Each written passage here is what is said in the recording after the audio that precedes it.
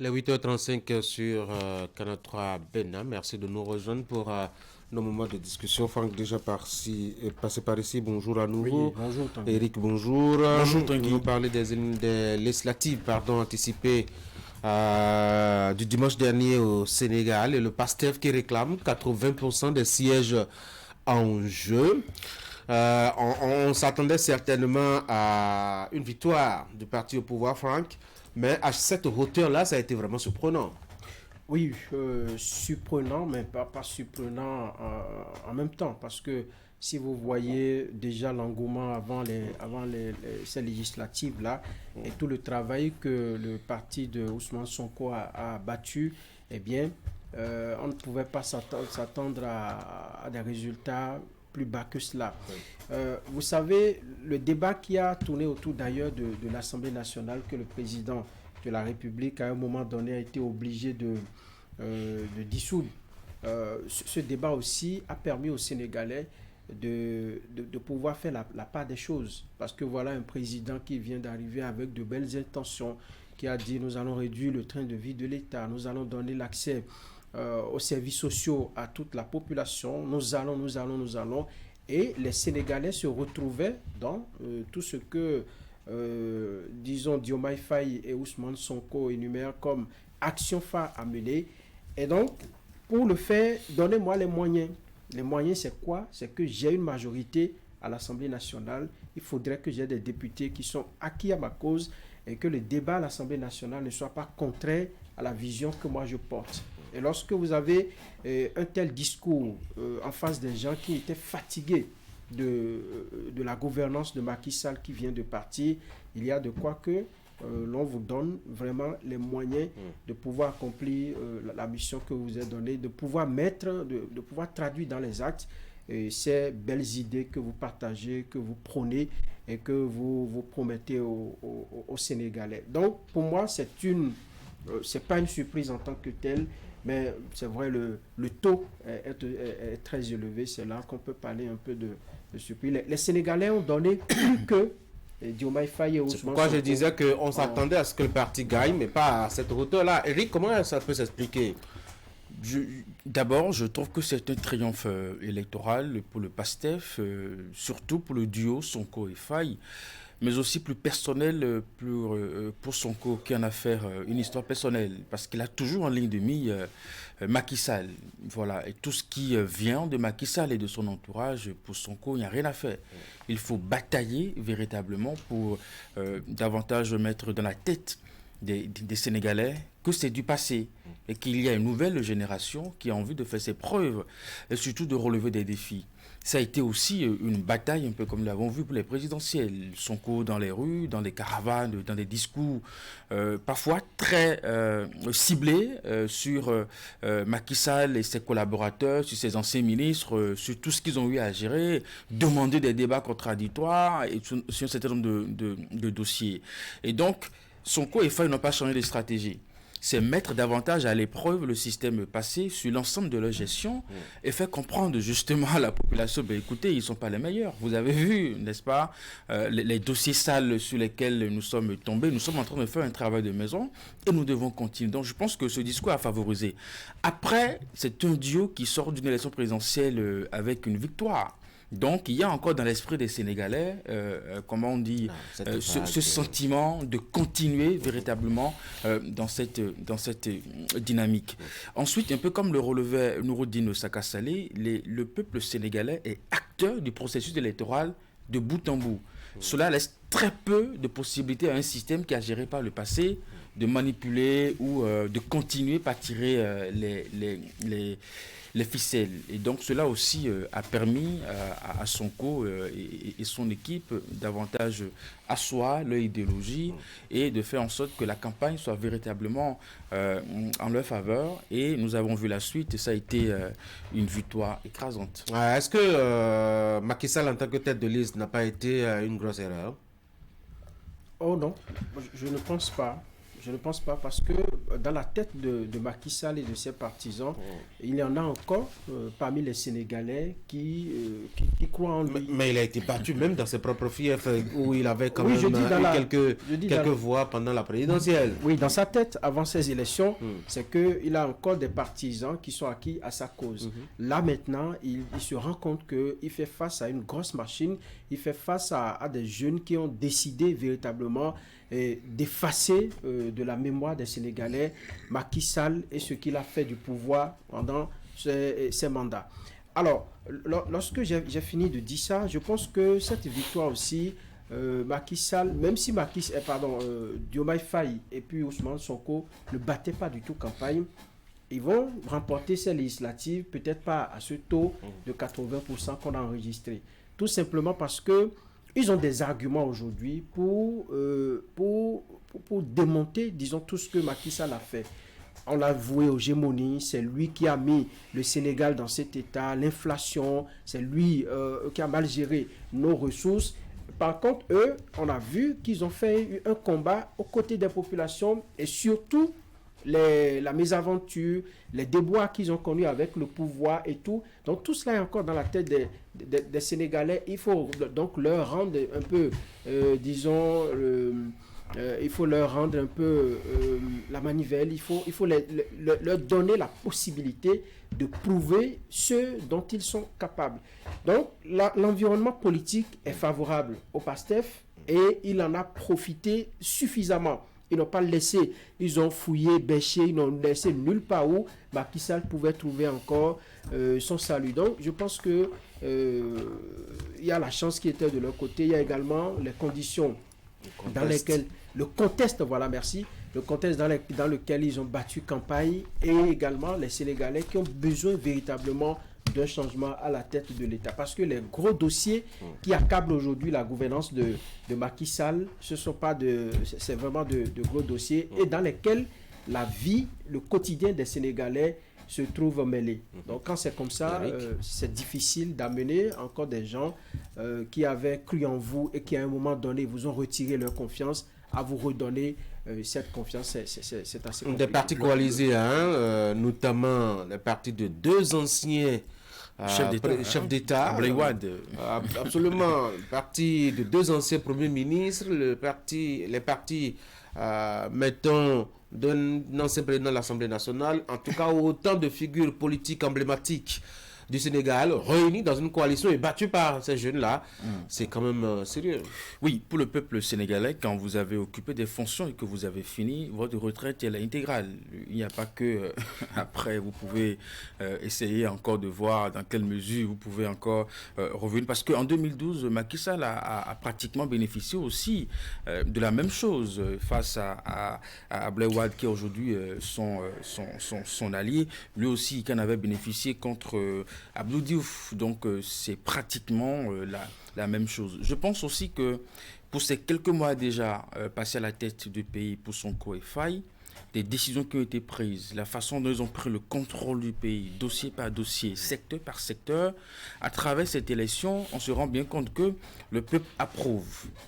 Ça aurait été différent si par exemple le bilan qu'on pouvait faire est peut-être extrêmement négatif, une forme de désillusion, de déception, que le peuple aurait agi autrement. Est-ce que ce ne serait pas trop tôt Nous avons vu faire un bilan négatif ou de désillusion? Oui, trop tôt, mais quand vous voyez des décisions qui, permettent par exemple d'abattre les cours des produits vivriers, vous savez, ce genre de décisions pour le peuple, il n'y a rien de plus intéressant d'aller au marché et d'acheter le sac de riz 2 fois moins cher qu'avant. Ça impacte toujours. Ils ont le sentiment que nous avons des gens qui pensent à nous et qui pensent à notre ventre. Et surtout, on ne note pas une différence dans les décisions prises du discours de campagne pour les présidentielles. Donc le peuple estime que nous avons en face de nous des gens qui savent véritablement ce qu'ils ont fait. Ils ont tenu ils ont pris des promesses en campagne et ils sont probablement sur ce chemin.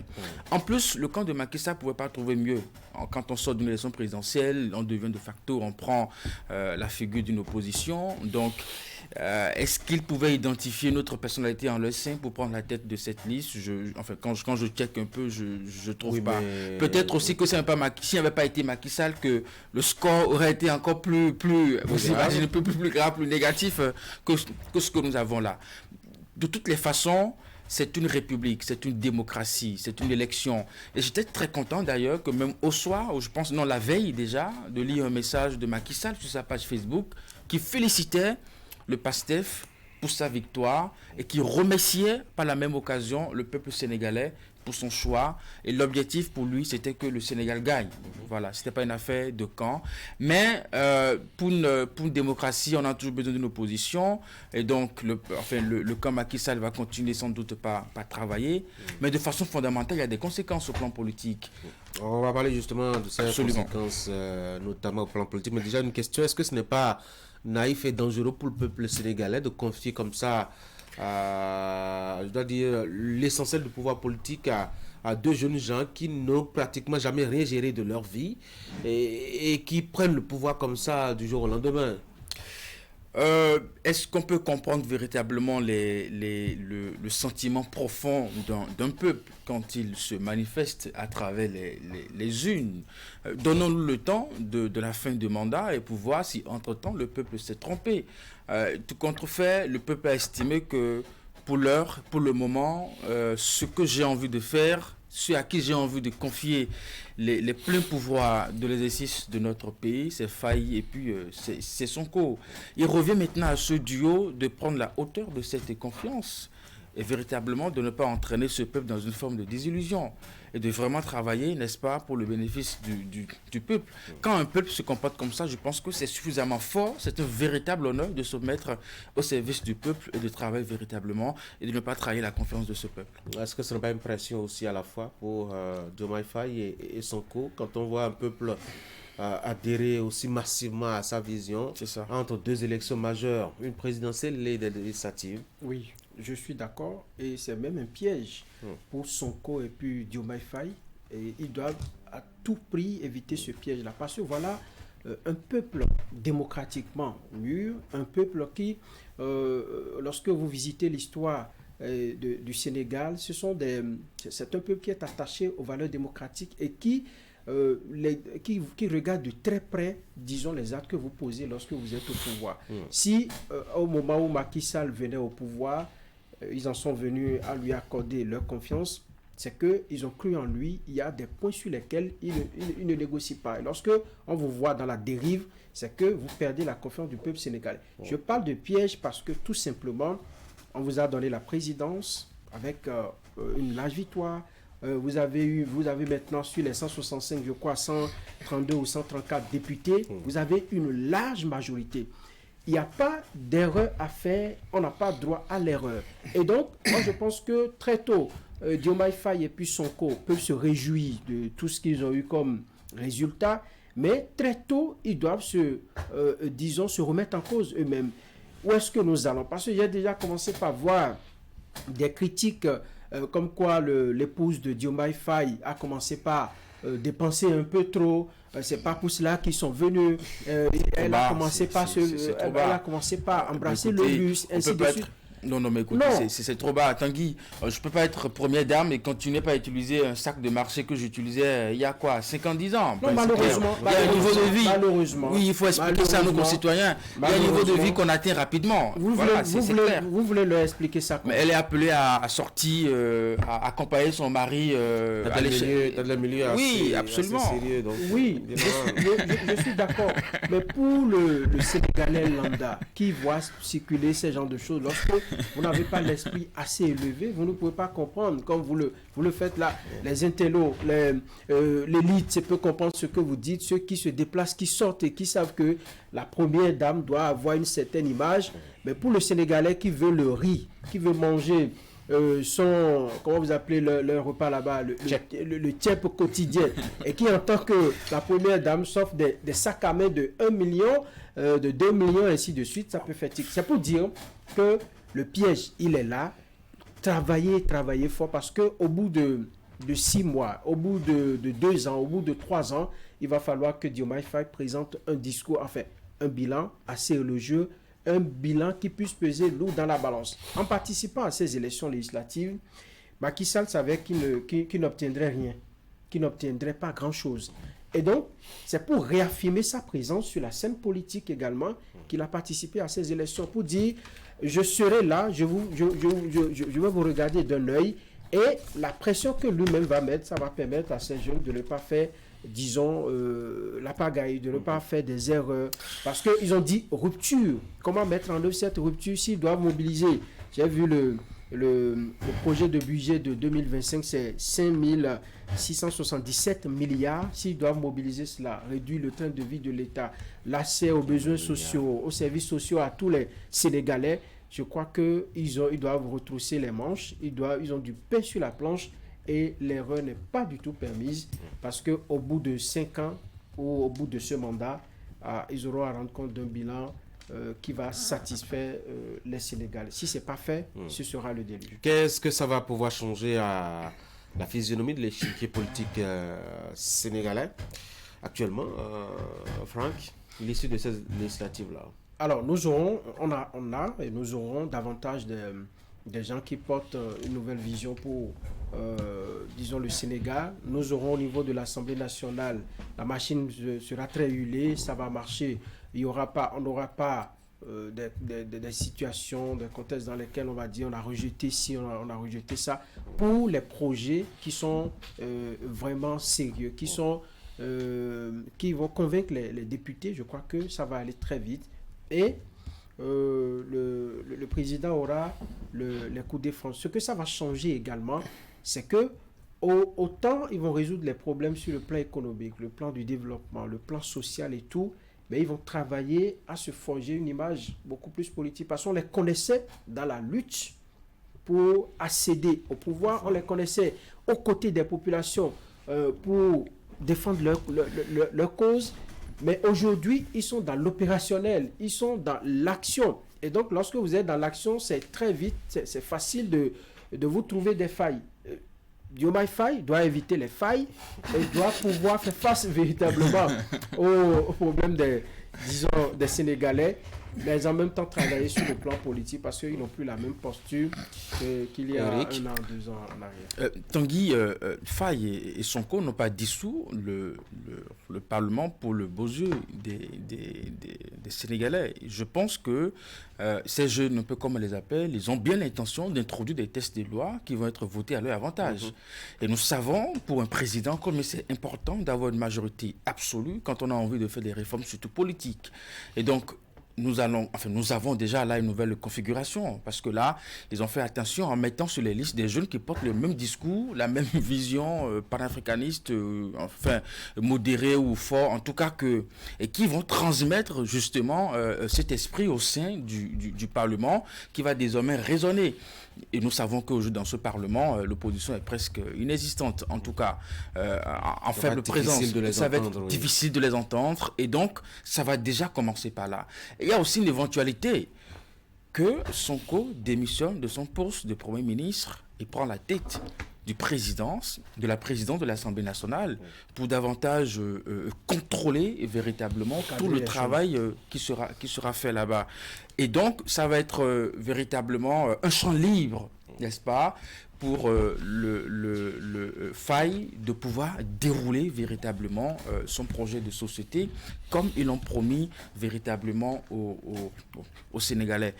L'histoire de la dissolution est venue justement de ce blocage au niveau du Parlement. Comme on le dit maintenant, la voie est toute tracée. Ils ont du sang neuf, des jeunes qui fraîchement élus députés à l'Assemblée nationale, qui les ont accompagnés tout au long de leur mésaventure et de leur heure de gloire, et qui partagent le même discours, le tout pour le Sénégal d'abord. Vous imaginez l'effet que ça va donner en termes de réforme politique. Donc ça va changer beaucoup de choses. L'opposition se verra un peu grillée, un peu grillée justement sur ses actions, mais c'est aussi ça, la démocratie justement, une majorité contre une minorité. Le galet qui se dresse devant pour l'opposition. et on va assister à un rajeunissement de la classe politique parce que ces députés qui ont été élus, quand moi j'ai vu un peu les affiches qui ont circulé, ils sont très jeunes. Et si Abdoulaye Wade, Macky Sall et compagnie ne travaillent pas bien, c'est que même au bout de 5 ans, ça va être très compliqué de rebondir. Non, je pense humainement, enfin, avec en toute sincérité, il y a vraiment l'heure de la retraite qui a sonné. Vous mesurez leur sincérité? Oui, non, enfin, je le dis, si au plan politique, ces deux personnalités ne voient pas les choses de cette façon, c'est-à-dire que moi, je me disais qu'ils allaient se refaire une santé pour les législatives. Absolument. Effectivement, je l'avais dit vraiment sur ce plateau, que le peuple allait peut-être confier l'exécutif à Sonko et à Faye et confier le Parlement à Macky Sall pour une forme de jeu d'équilibre.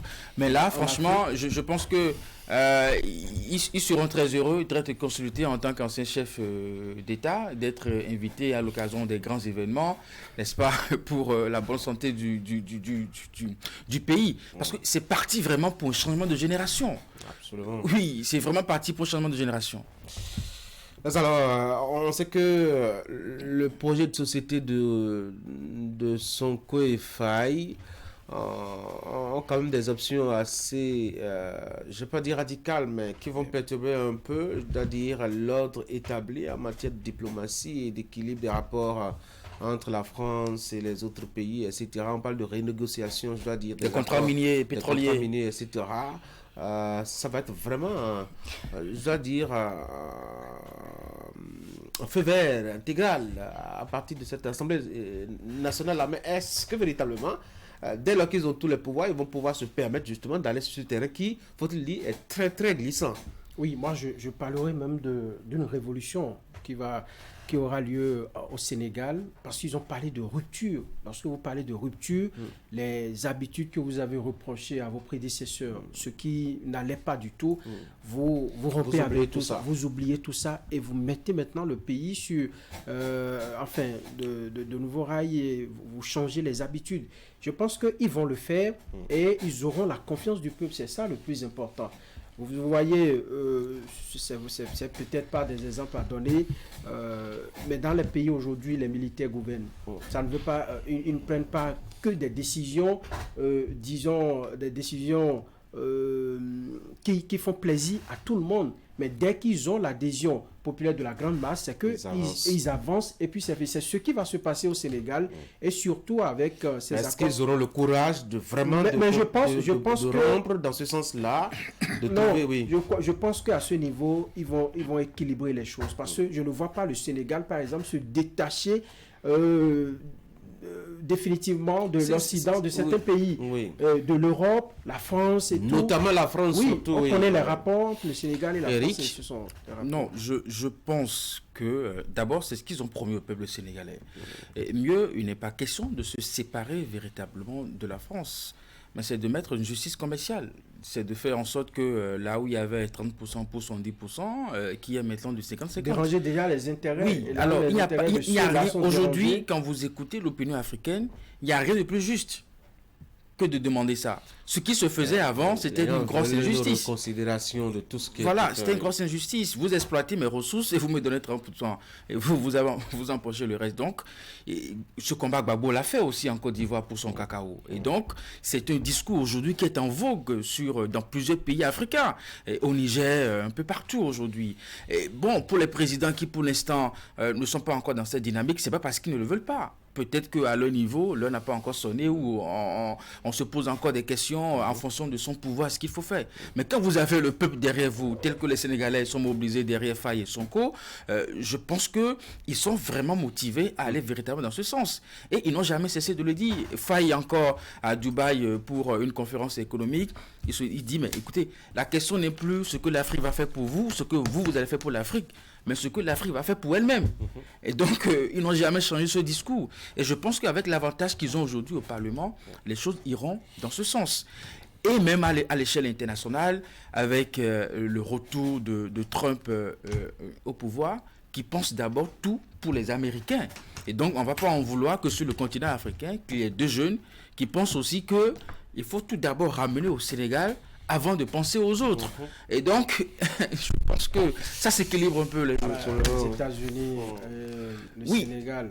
Aujourd'hui, Au si niveau d'industrialisation du Sénégal, Non, est-ce que c'est des Pourquoi questions le de Sénégal rapport. doit faire un travail justement C'est des d'équilibre, questions de rapport de force. ouais, Si d'accord. Trump décide aujourd'hui de rompre l'accord de Paris, qu'est-ce que la France pourra en faire? Rien.